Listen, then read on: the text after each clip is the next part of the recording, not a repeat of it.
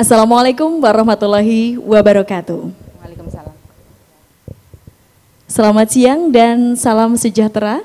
Perkenalkan, saya Anita Reta yang akan memandu jalannya talkshow siang hari ini. Saya ucapkan dulu untuk adik-adik mahasiswa, selamat datang dan terima kasih sudah memberikan kepercayaan yang luar biasa untuk Universitas Islam Balitar sebagai tempat kalian menempuh pendidikan di jenjang S1.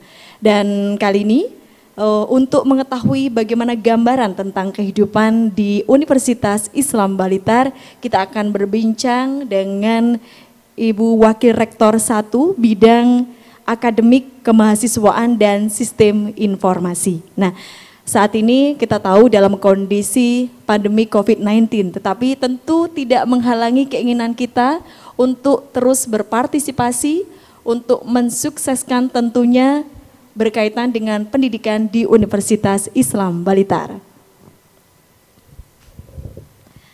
Berkaitan dengan pengenalan kehidupan kampus, sekali lagi saat ini saya bersama dengan Wakil Rektor 1 Bidang Akademik Kemahasiswaan dan Sistem Informasi, Ibu Insinyur Tri Kurniastuti MMA. Assalamualaikum Ibu. Waalaikumsalam warahmatullahi wabarakatuh. Kabar baik tentunya. Alhamdulillah sehat Mbak Reta. Alhamdulillah. Nah, kalau membidangi berkaitan dengan kemahasiswaan akademik, ini tentu nanti akan banyak berhubungan dengan kalian, mahasiswa baru di Universitas Islam Balitar. Bu Tri, ketika kita bicara kehidupan sebelumnya berarti ya, ini kan melewati fase yang luar biasa bagi adik-adik mahasiswa. Ketika sebelumnya mereka menjadi siswa, sekarang menjadi mahasiswa, berarti ini kan urutan yang paling tinggi. Tentu akan ada banyak perilaku, baik itu penyesuaian secara sikap dan juga secara akademis. Seperti apa Ibu, mungkin gambaran dari awal sehingga nanti bisa menjadi bekal bagi adik-adik mahasiswa di Unisba. Ya, terima kasih Mbak Reta. Sebelumnya saya sapa dulu untuk adik-adik mahasiswa baru. Assalamualaikum warahmatullahi wabarakatuh. Waalaikumsalam warahmatullahi wabarakatuh. Selamat bergabung di Universitas Islam Balitar. Terima kasih sudah mempercayakan pendidikan adik-adik ke Universitas Islam Balitar. Jadi kalau adik-adik kemarin itu dari SMA, perubahan perilakunya apa yang berbeda dengan perguruan tinggi? Ini kan mahasiswa ya Mbak Rita, jadi artinya lebih tinggi lagi. Maka dilihat dari perubahan yang pertama fisik dulu. Kalau di sekolah itu setiap hari masuk dengan menggunakan seragam, nah itu yang gampang dulu. Kemudian kalau di kampus itu tentu saja pakaiannya tidak seragam, pakaian bebas rapi. Kalaupun menggunakan kaos itu harus berkerah, nah itu ada etikanya nanti, ada aturannya. Kemudian dari cara belajarnya, kalau belajarnya itu di SMA atau SLTA itu hari Senin sampai Sabtu. Nah, kalau di perguruan tinggi ini tergantung mata kuliah yang diambil itu berapa, dan mata kuliah itu keluarnya atau diajarnya pada hari apa, jadi tidak full dalam satu minggu itu masuk. Kemudian sistem pembelajarannya Mbak Rita, kalau di SMA itu adalah paket pelajaran, jadi ada paket pelajaran kelas 1 SMA, tentu saja nanti beda dengan kelas 2, kelas 3 dan seterusnya. Tetapi kalau di perguruan tinggi ini adalah sistem kredit semester, yaitu yang disebut dengan SKS. Nah di dalam satu semester nanti mahasiswa baru umumnya mengambil 20 SKS atau setara dengan 6 atau maksimal 7 mata kuliah. Nah nanti akan dibimbing oleh pembimbing akademik.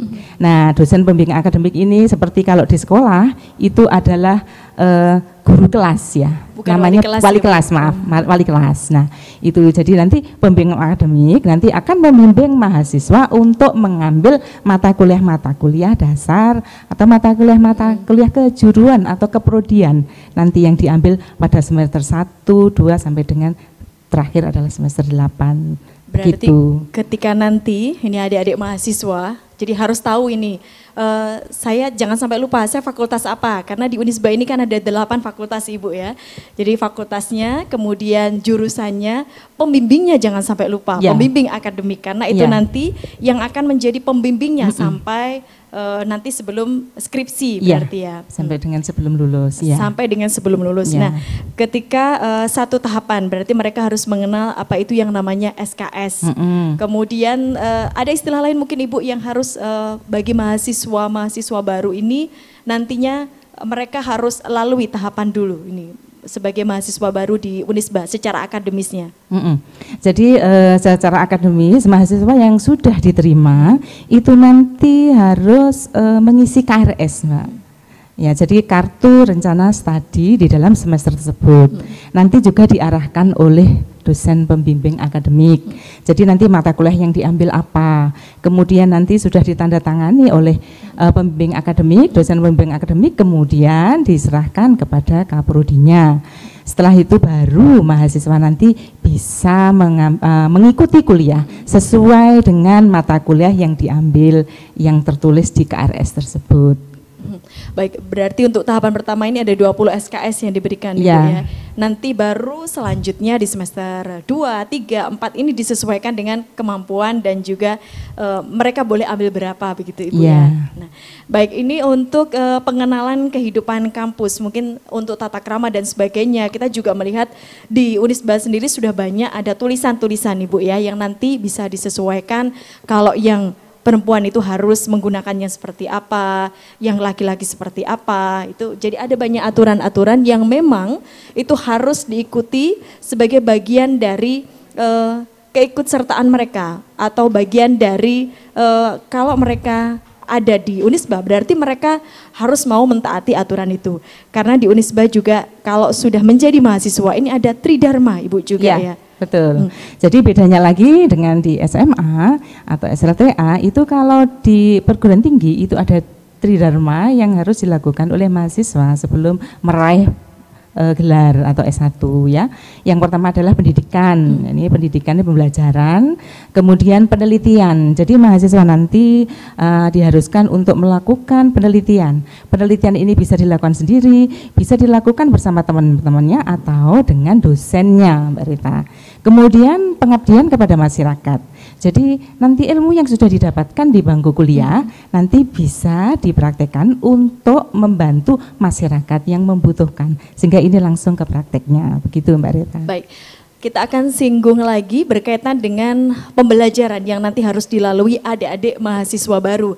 Karena kita tahu sampai nanti di akhir tahun, ini Mas Menteri Nadiem Makarim sudah mengatakan boleh jadi tetap menggunakan sistem online. Nah, seperti apa Ibu nanti Unisba penyesuaian untuk pembelajaran bagi adik-adik mahasiswa baru kita? Ya, ini di sini Unisba sudah melakukan pembelajaran daring, Mbak Rita. Kemudian pada saat COVID kemarin itu kami Unisba sudah menggunakan PJJ daring sehingga mahasiswa tidak perlu tatap muka dengan dosennya.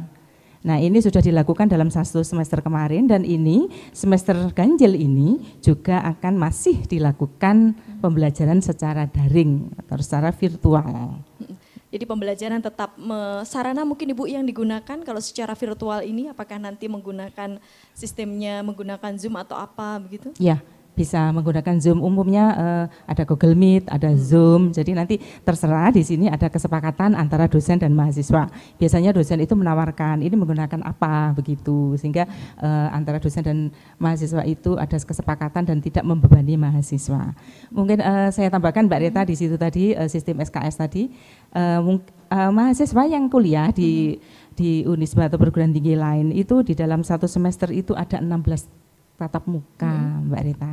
Jadi per semester itu nanti ada 16 tatap muka, di mana di dalamnya ada 2 evaluasi, yaitu ada UTS dan UAS. Nah, di situ di sini mahasiswa ini nanti 16 tatap muka itu bisa dilalui dalam waktu minggu yang selasa berurutan begitu. Sesuai jadwal yang sudah sesuai ada. jadwal yang diberikan oleh dosennya begitu, sehingga mahasiswa nantinya akan lulus apabila nanti minimal 80% kehadirannya. Nah, itu nanti ada aturannya. Jadi gitu.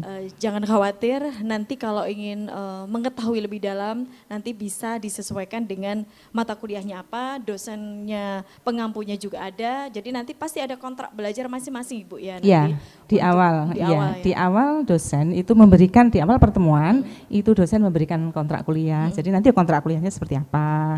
nanti bagaimanakah aturan-aturan yang diterapkan oleh dosen tersebut itu. Jadi untuk lebih mendalami lagi, jadi nanti untuk adik-adik mahasiswa baru sekali lagi, nanti jangan sampai lupa mata kuliah apa yang nantinya akan diambil, kemudian juga nanti akan ada pembicaraan lebih lanjut berkaitan dengan sistem pembelajarannya seperti apa dan sebagainya, nanti bisa berkomunikasi langsung dengan dosen pengampunya sekaligus juga dengan dosen pembimbingnya berarti ya. Betul. Baik.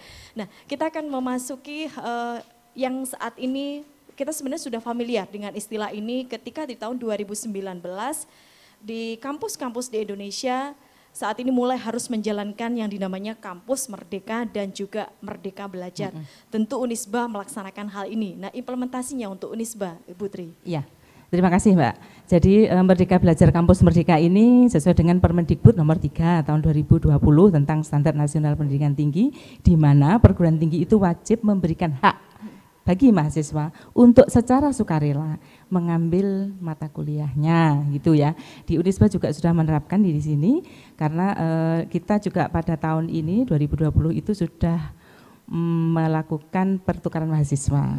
Jadi di dalam Permendikbud itu ada yang isinya begini Mbak Rita, mahasiswa dapat mengambil SKS di luar perguruan tinggi sebanyak 2 semester atau setara dengan 40 SKS.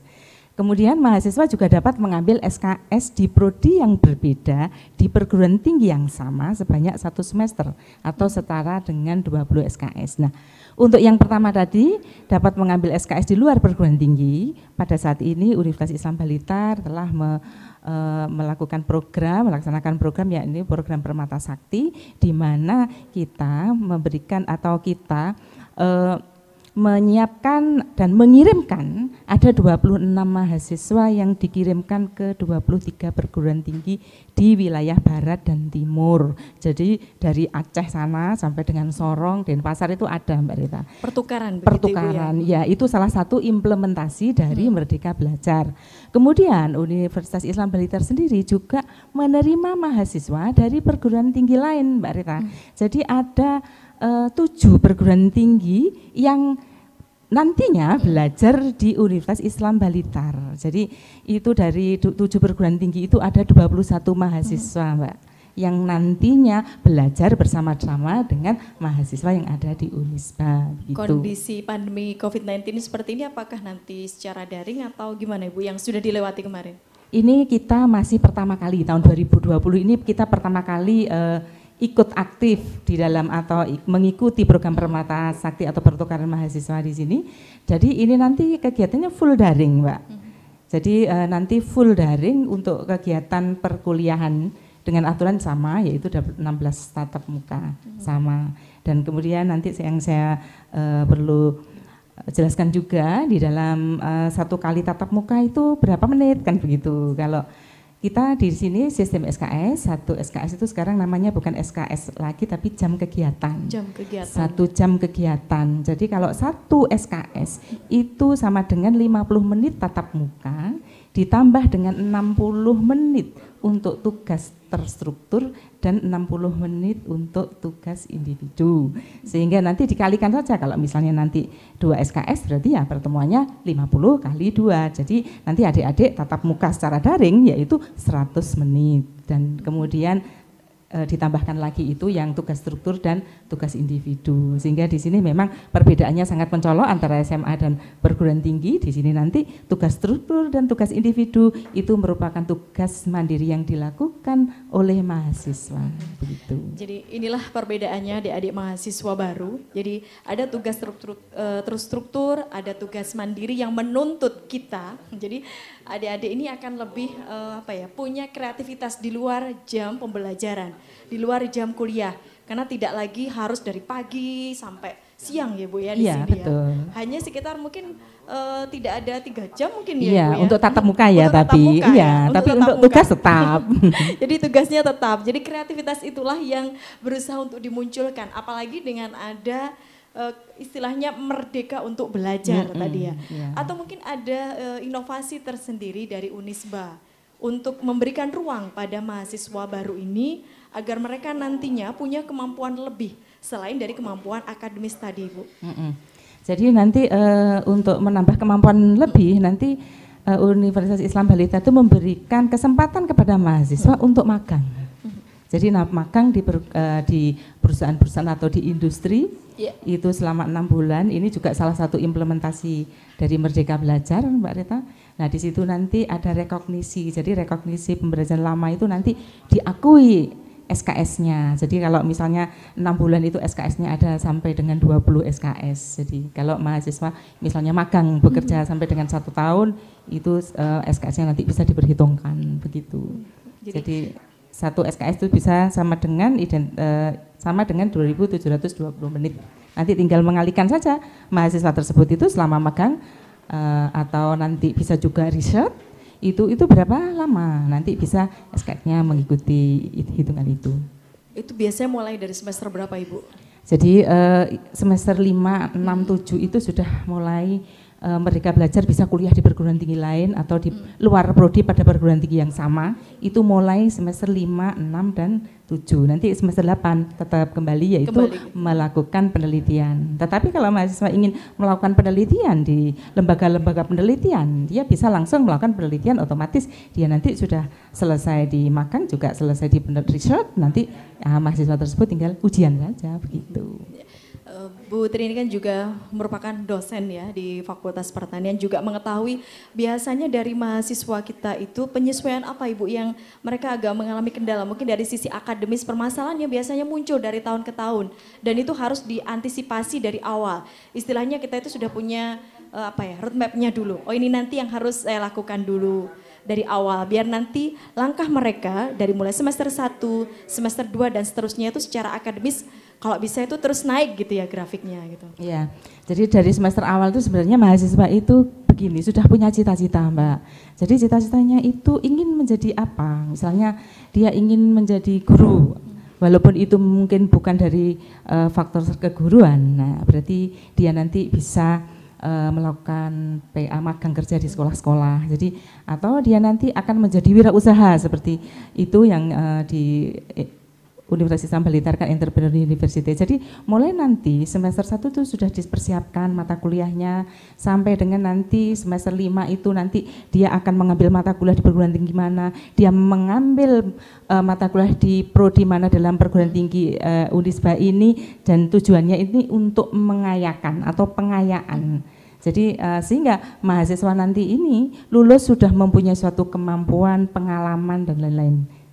Nah, saya hanya pesan pada adik-adik ini mulai dari semester 1 mungkin ya, ini perlu banyak membaca referensi Mbak Rita, karena kadang-kadang tugas itu banyak sehingga memerlukan referensi dan mahasiswa itu kok banyak sekali tugasnya, kadang-kadang begitu.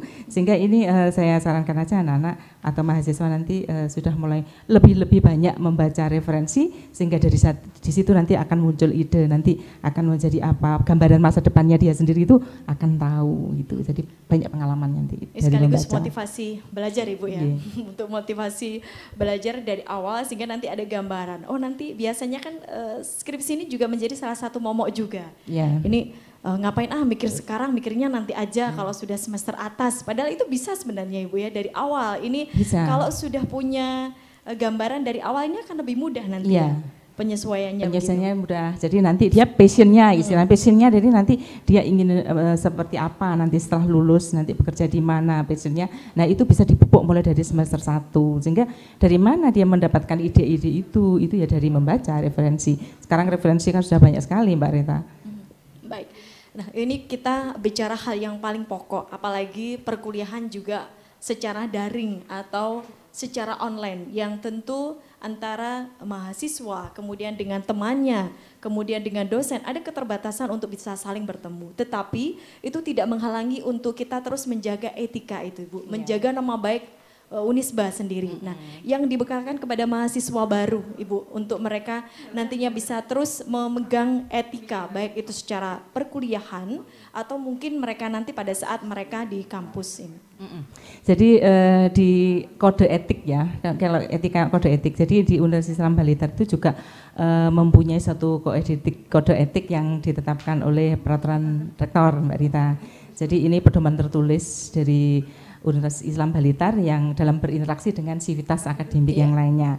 Nah di sini banyak sekali ada perilakunya seperti apa, harus bertakwa kepada Tuhan Yang Maha Esa, menghargai ilmu pengetahuan, menjunjung tinggi kebudayaan kita, menjaga kewibawaan nama kampus, seperti itu, serta secara aktif ikut memelihara sarana, menjaga integritas pribadi dan warga Unisba. Banyak sekali penampilannya sopan dan rapi, bagaimana itu harus bersepatu. Nah ini semuanya itu adalah etika, berperilaku ramah, terutama pada tamu yang datang, pada tempat, pada teman-teman yang baru. Ada juga etika tidak merokok di dalam satu ruangan, menghargai pendapat lain. Dan ini ada juga etika dengan dosen. Ada banyak hal etika yang bagaimana cara menyerahkan laporan, WA dengan dosen. Nah, ini yang perlu. Dari awal harus ditanamkan. Dari awal jadi harus ditanamkan bagaimana ketika meminta informasi atau mungkin harus pada saat menyapa, menanyakan tugas dan sebagainya. Ini karena kadang-kadang sudah menganggap teman itu ya, seperti temannya Ibu ya. Betul, ya. Jadi harus salam dulu, perkenalkan nama saya siapa. Kadang-kadang kan langsung saja gitu anak sekarang gitu. Tapi tidak apa-apa, itu karena mereka mungkin belum tahu. Nah nanti ini etika, jadi etika bagaimana berinteraksi dengan dosennya, bagaimana berinteraksi dengan teman-temannya, itu ada etikanya. Baik, sebagai mahasiswa baru mungkin banyak hal yang ingin ditanyakan, apalagi keterbatasan untuk bertemu secara fisik.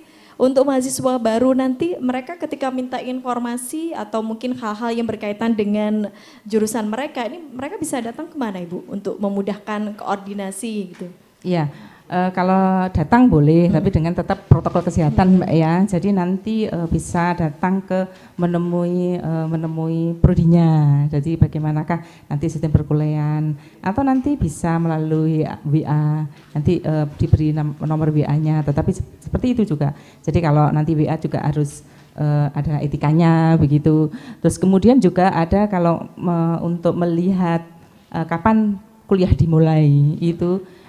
Kalender akademik itu bisa dilihat di SBM Unisba Blitar aci.ac.id itu. Jadi bisa di situ nanti dilihat kalender kuliahnya, kapan kuliah, kapan UTS, kapan UAS, kapan libur, kapan KRS-an, itu semuanya ada di sana. Bisa adik-adik bisa melihat. Tiap-tiap dari mereka ada sendiri Ibu koordinasi juga ya nanti ya, tiap-tiap jurusan, fakultas nanti bisa langsung koordinasi. Kan tiap kelas nanti pasti juga ada ketua kelasnya begitu ya. Betul. Nanti akan dibentuk seiring berjalannya waktu karena ini kan masih awal gitu ya pemahaman untuk mahasiswa baru. Bagi adik-adik mahasiswa baru di Universitas Islam Balitar, banyak hal menarik yang sebenarnya bisa diketahui lebih dalam lagi. Tetapi sekali lagi kita memang harus memahami dan mematuhi protokol kesehatan. Kondisi COVID-19 yang mungkin belum memungkinkan untuk bisa bertatap muka secara langsung. Karena kita tahu biasanya pada saat awal pembelajaran, pengenalan kehidupan kampus, adik-adik mahasiswa ini kan semangat sekali untuk bisa bertemu dengan temannya, untuk melihat kondisi kampus, fasilitas di kampus. Nah, untuk itulah Talkshow kali ini bisa memberikan gambaran untuk adik-adik mahasiswa baru bagaimana sebenarnya secara akademis yang akan ditempuh nanti, kemudian etika-etika yang harus dipatuhi baik secara akademis, kemudian juga secara perilaku ketika berhubungan atau bersinggungan dengan kehidupan di kampus. Nah, sekali lagi pesan untuk adik-adik mahasiswa baru tentunya tetap semangat apapun kondisinya. Putri, mungkin ada pesan juga untuk adik-adik mahasiswa baru. Ya, terima kasih Mbak Rita. Saya ucapkan sekali lagi selamat datang pada mahasiswa baru di kampus kita yang tercinta Universitas Islam Balitar pada tahun akademik 2020-2021, dan tetap semangat walau kita semangat belajar di tengah pandemi. Untuk itu saya ucapkan salam sehat dan salam sukses. Unisba Jaya, Jaya, Jaya. Sekali lagi terima kasih saya ucapkan untuk Ibu Insinyur Tri Kurniastuti MMA selaku Wakil Rektor 1 Bidang Akademik Kemahasiswaan dan Sistem Informasi. Dan pesan dari kami untuk adik-adik tercinta semuanya, tetap jaga jarak, cuci tangan dan juga pakai masker, jangan lupa tetap patuhi protokol kesehatan. Salam juga untuk keluarga tercinta yang sudah mendukung tentunya dan memberikan kepercayaan terhadap kampus Universitas Islam Blitar. Saya Anita Reta, terima kasih. Wassalamualaikum warahmatullahi wabarakatuh.